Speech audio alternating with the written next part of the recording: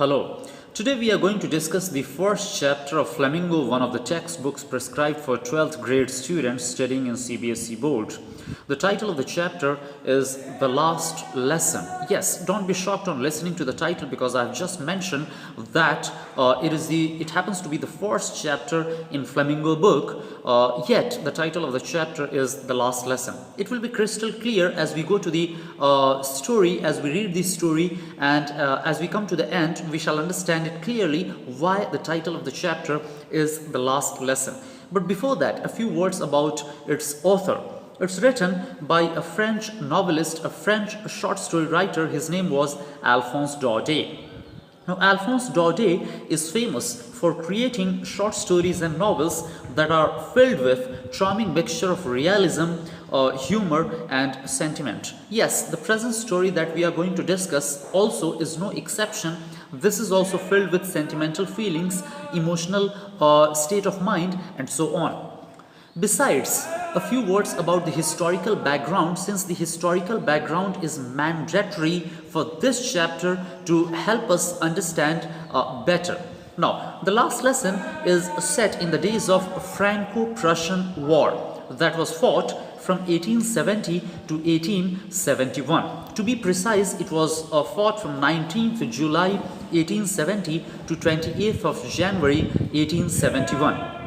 Now, why did I mention it? Because it has something to do with this chapter. The war was fought between France and Prussia. As the name of the war itself suggests, it is a Franco-Prussian war. So it was fought between France and Prussia. In those days, Prussia consisted of what are now the nations of Germany, Poland and parts of Austria. Now, in the war, France was defeated. France lost the war. And according to an order from Berlin, French would never be taught in this school. They would have to learn German. Now, this war and the defeat of France had such a deep impact in the mind of the writer that he came out with this story. I have even come across in some of the versions that Daudet enlisted in the army to fight the Franco-Prussian War. And France's defeat had a profound impact on Daudet in his mind. Well, whether he fought in the war or not doesn't matter, but one thing is very sure, that since he was an eyewitness, he might have fought or he might not have, but since he was an eyewitness to the war, it left a very lasting impression, it left a very deep impact in his mind, that he came out with this story, The Last Lesson. With this background, if we try to understand this chapter, this lesson, it will be easy for us to understand. Now, let's look into the chapter. Let's see what happens in this chapter. Now, this whole chapter is the first person narrative of a school-going boy. The name of the boy is Franz, F-R-A-N-Z. It is Franz. Now, there are two main characters in the story. One is the boy who is named Franz, and the other one is M. Hamel, who is the teacher at the school. Let's see what happens in this story. Little Franz, a school-going boy, hurries off to school. He is getting late to school and he is in a hurry to reach the school. He is the actually narrator of this story. Now, having got late to school one morning, Franz, as he was rushing, many things were going through his mind. He was fearful that M. Hamel would scold him for not completing his lessons, because he had been given a piece of homework by his teacher M. Hamel to prepare lessons on French lessons on participle, and he had not prepared it as usual. He was not a very sincere student. If you go through the text, you will understand it. He was not a very sincere student. So he was afraid that he would be punished by his teacher M. Hamel. So he even contemplated running away from school and going elsewhere, spending the time outdoors. But somehow he overcame his temptation and he decided to go to school. As he was rushing towards his school, he happened to see at a public square, people had gathered near a bulletin board, a notice board. Something had been displayed there. And Franz was afraid. I don't know what it could be this time. He wondered, he thought what it could be this time. Because for the past many years, for the past at least 2 years, all their bad news had come from there only. So he was just wondering what the bad news could be this time. Yet he had no time to stand and stare, so he just went on to his school. He kept on his walk, he kept on moving towards school. Unlike other days, the school was very calm and quiet. Other days, it used to be, they used to be highly, the school used to be in a state of commotion, confusion. There used to be a great commotion caused by opening and closing of, desks. If you have the book, if you have the NCERT book, please turn with me to page number 3. You will find one of the paragraphs starting like this. Usually, when school began, there was a great bustle which could be heard out in the street, the opening and closing of desks, lessons repeated in unison, very loud, with our hands over our ears to understand better, and the teacher's great ruler rapping on the table. So it was the usual practice when Franz went to the school, he used to witness or he saw that. But today, nothing of this sort happened. Franz had planned that he would sneak into the classroom, taking advantage of the commotion as it usually happened. But to his surprise, when he peeped through the window, what he saw his classmates already sitting in their seats, having taken their positions, and M. Hamel was just walking to and fro. This sight was highly, it could not be accepted by Franz. He could not believe it. He could not accept it. He understood that something was unusual. Franz opened the door. He was embarrassed. He was frightened. He thought that he would be scolded. But M. Hamel looked so calm and quiet.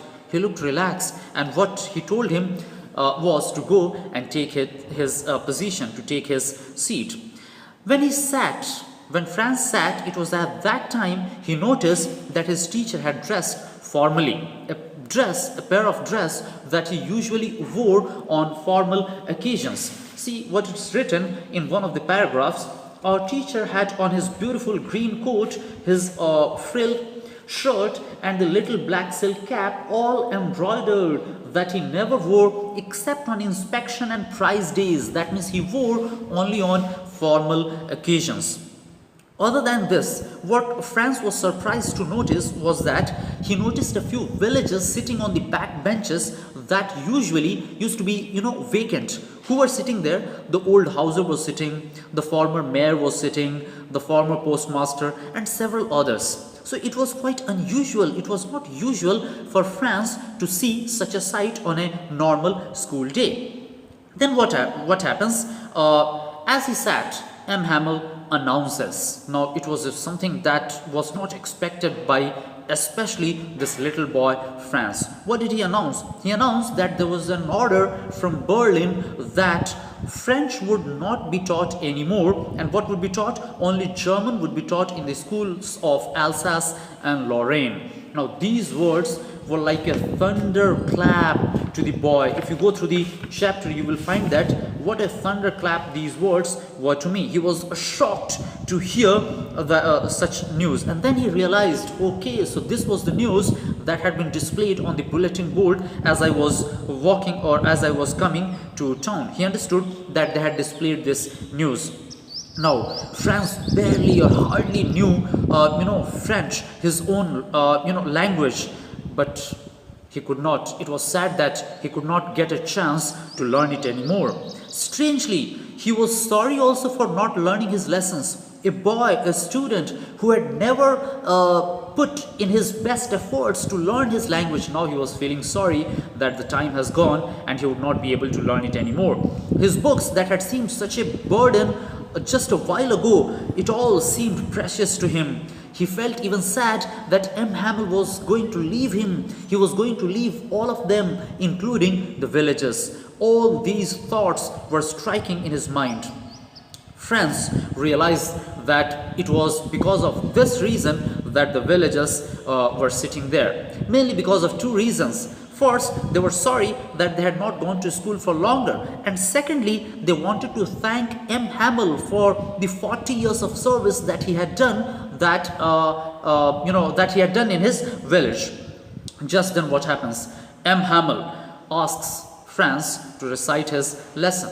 Franz could not pronounce the words. He was feeling very nervous. He could not complete his task. He could not live up to the expectation of M. Hamel, his teacher. He expected M. Hamel to scold him, but it did not happen.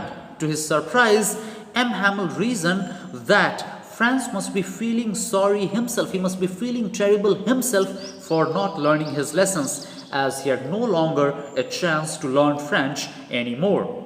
Franz's identity as a Frenchman was challenged because he could not write his language. He could not read his language. Then what happens? M. Hamel blames everyone for the situation that is at the moment, that is at present. He blames at least two persons. First, he blames the parents. He blames them for not sending their children to school. See what he says in one of the paragraphs. Your parents were not anxious enough to have you learn. They preferred to put you to work on a farm or at the mills. So it was the fault of the parents. They just wanted to send their children to some farm, maybe to earn some money. So it was their fault, first of all. Now, secondly, and very important, M. Hamel even realizes his own fault. He doesn't justify himself. He accepts his fault. I think it is a very important lesson that not just students, but even we teachers ought to learn. Whenever we are wrong, we ought to accept, yes, here is the place that we are wrong. Now, what does he blame? He blames himself for sending Franz to water his flowers instead of having him learn his lessons. Moreover, he was also sorry for giving them a day off whenever he wanted to go fishing. See what he says. Have I not often sent you to water my flowers instead of learning your lessons? So he blames himself for sending Franz to water his plants. When I wanted to go fishing, did I not just give you a holiday? So he blames everyone for the situation. He doesn't justify his own acts. Then he goes on to describe that after all this, M. Hamel goes on to describe that French is the most beautiful, the clearest language in the world. He also says that as far as people hold fast to their own language, it will be quite useful, it will be very useful when they are enslaved. When M. Hamel was teaching grammar for the last time, Franz was surprised that he was able to understand everything clearly. It was quite strange. It appeared as though even Franz was able to understand things much clearly, and moreover, even M. Hamel was teaching in a more appropriate manner than what he had been doing so far. He realized that earlier neither he listened carefully nor had his teacher taught it so perfectly. Dear friends, don't you think the same thing happens sometimes when the examination approaches? When the examination is close by, sometimes we tend to understand things in a much faster way. Even if a teacher or our elders or elder brothers or sisters, if they just give one small hint, we tend to understand things at a much faster rate, and we think that we ought to have understood it much earlier. The same thing happens with Franz. Then they had a lesson in writing after this grammar lesson. M. Hamel gave them copies on which it was written France Alsace in a beautiful handwriting. Now everyone was doing things very quietly. Franz was wondering. There were many things that going through the minds of Franz. He was wondering whether they are going to make these pigeons also on the roof to sing in German. See, what an irony, and what a feeling that he has, or what a feeling that he is going through. He could hear the sounds of the pigeons, and he is thinking, I don't know, I wonder if they are going to make these pigeons also sing in German. Franz looked and saw M. Hamel sitting motionless in his chair. Now we are coming to the climax. It seemed as though he was looking at everything in the classroom. He wanted to have a last glance at the things that he could see. He wanted to retain things in his mind. He was determined to teach till the very last moment that he could.